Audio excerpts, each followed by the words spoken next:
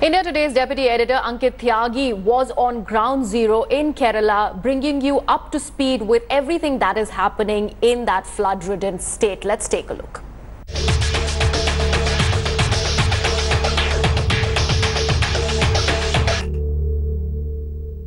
I'm in Nadipura. It is in the outskirts of Thrissur, and let me show you exactly to get a sense of what the situation is. It's dark, and I won't be able to show you much, but I will try and show you where I'm standing. I'm standing at a church. These are the steps of a church, and this is a road. This is a road of a neighborhood. Behind me, you can see half-sunk Jesus statue also there, and these people in the makeshift boats are inside a locality where people live. About 7,000 population of this place, and more or less 2,000 are living in relief camps. I have houses on both sides, on my left and my right. In fact, I can't show you this right now, but just few steps, if I cross the road in normal circumstances, if I would have been able to cross the road, there is a bus stand there and a shopping complex. And everything right now is submerged. The steps that I'm standing of the church, in fact, all these, if you go after this, 1, 2, 3, and after the second step, it's water. You keep going down, and on the road, the water is chest deep. That gives you a sense of how the entire flood and the rains have affected Kerala, because today, though it has not rained, and thankfully it has not in the last 36 to 48 hours, the battle will begin now for rehabilitation, for this water to in fact recede and for the houses to be cleaned so that people can go back. Today, in fact, the Kerala Chief Minister announced that on Saturday, 33 more lives were lost. In some sort of a respite to Keralites, the red alert from the Indian Meteorological Department have been withdrawn, but 11 districts have been put on orange alert and the others on yellow alert. So people still need to be careful, need to be watchful as far as the rains are concerned. It didn't rain today here in Thrissur, but take a look at what all happened across Kerala today.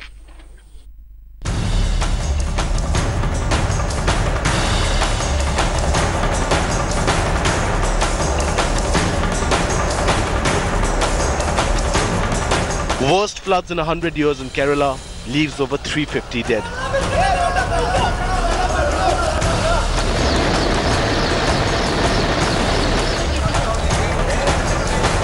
Lakhs homeless shifted to relief camps. And India unites to help those in need.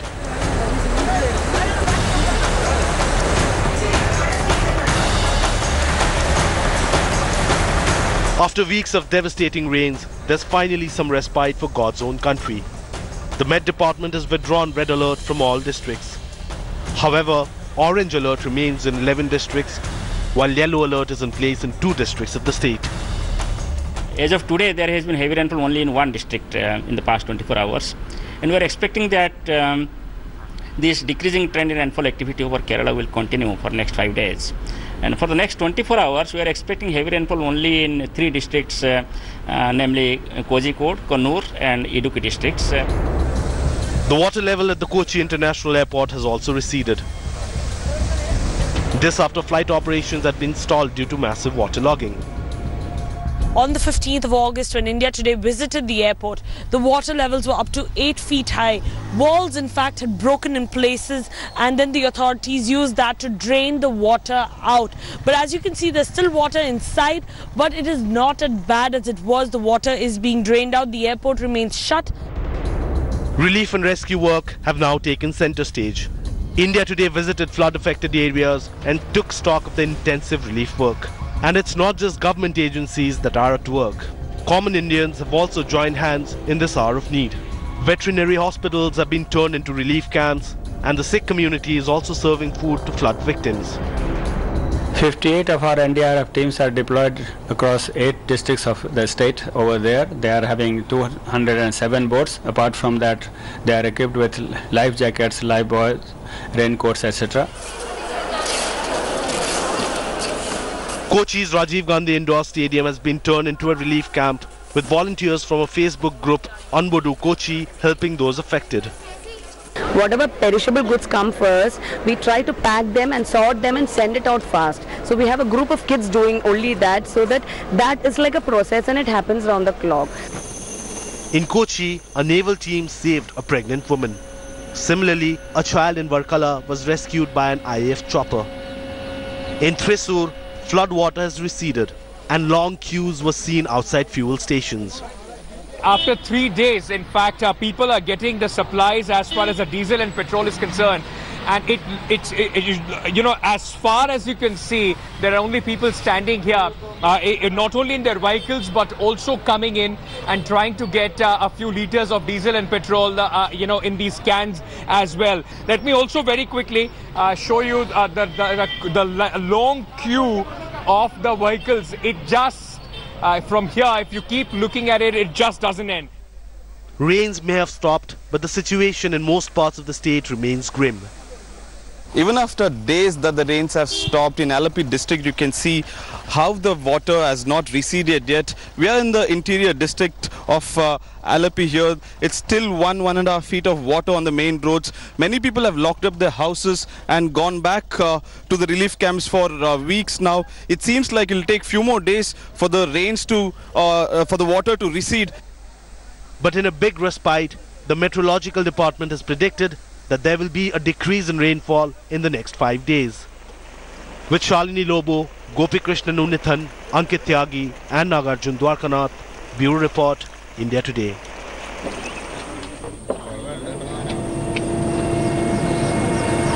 Well, since most of us know Kerala as the land of backwaters, you may mistake this, but this is a residential area. People live here and these makeshift boats have been almost a lifesaver when people were in fact brought out from these places. The water has receded though about a couple of feet in fact, but people from this locality are still in fact in the relief camps just about a couple of kilometers from here. Now, what are these red, orange, yellow, green you know, alerts that the Meteorological Department of India comes up with? The respite is that there is no red alert for Kerala in the next few days. 11 districts are now on orange alert and other 3 are on yellow alert. My colleague Pooja Shali explains to you what these alerts actually mean. So what are the updates with regard to weather conditions in flood-hit Kerala? The Met Department has taken off the red alert from 14 districts across the state. Now, what does the red alert mean? It, of course, means severest flood situation, which is beyond critical, above danger mark completely, and that has been taken off. Now, that could be likely because rainfall has stopped in many areas and waters may start to recede as well. However, there is an orange alert that has been given in 11 districts. An orange alert means a high-level flood situation, and 11 districts include Wayanad, Ernakulam as well, and therefore these are some of the districts which have been flood hit massively.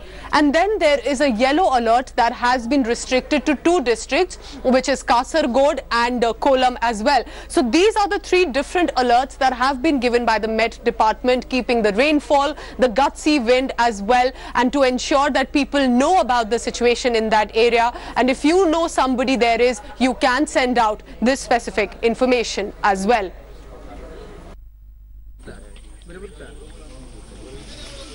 Well, many have started saying that the worst for Kerala is over, but is it? It's just that in the last 2 days there has been no rain. Let me quickly get in a word from people, those who have been working continuously here. Since when is the condition like this? Last 2 days there has not been any rain. Has that brought any relief here? 3-4 days the range is not there, and so many people affected with this flood. Actually, more than 2,000 people are already shifted to our camps. And this is a residential area. This is a road that we are standing on. You can see it is a road, main road with the bus route. That is one bus stop is there, and buildings, so many houses. It is church, so many buildings and all are there. All things are affected with this flood. You can see that farm field is there. Most of the people are living with the occupation of farm and fishing, that kind of occupation. Most of the people are living with that. Even now, rehabilitation will be a big challenge because most of the people, those are farmers, although I can't show my viewers right now, it looks like a river back, just behind me. It looks like a river, but these are actually, if you cross this and go beyond these buildings, they were paddy farms. Those paddy farms have completely been inundated. How much of an effort would it now require to, in fact, get this water out and rebuild these houses? Rebuilding houses, I think it's more than 15 days after they finish the water. The rehabilitation of the house is very difficult. The most challenging time is the rehabilitation of the people. The coming to 2,000 people here, and 1,500 houses was there. The 100 of houses are breakages and fully collapsed the houses.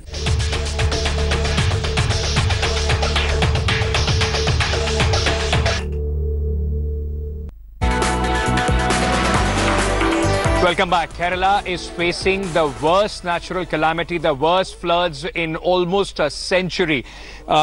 In Delhi, possibly you are seeing pictures on Twitter when people are going back to their houses. They are riddled with reptiles, with snakes. Can you see this? It's a makeshift boat, and this people in fact have been using to ferry those who are stuck inside, and this gives you a sense, and this is not on a rivulet or a river or a canal. This is a road of a locality, of a community where people used to live. About 2,000 of them right now in relief camps. Rescue operations are going on across the state of Kerala. My colleague Nagarjun Dwarkanath, in fact, went with on a daring rescue mission on a Mi-17 chopper where stranded people were being, in fact, wrenched to safety, taken out and taken to safe places, and food material was being dropped to them. Take a look at this story. The Indian Air Force's daring rescue operations continue as Kerala remains submerged. Not far away from the Air Force base in the state's capital,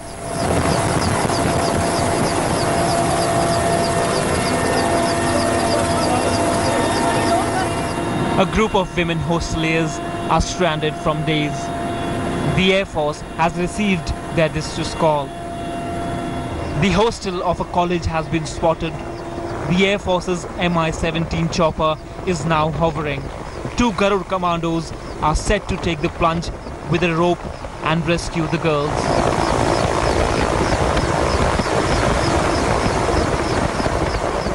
These are the Garud commandos who are sitting here, and also you can see the visuals here. We are just off Trivandrum city and we are on our way to a location where 30 people are stranded. Behind me are the 2 people of Garud commandos who will be rescuing all these 30 people. They would go down the chopper and tie them to the rope and send one by one up back to the chopper. The commandos make multiple rounds and airlift the girls. The MI chopper that took off just a while back has come back after a successful rescue sortie here.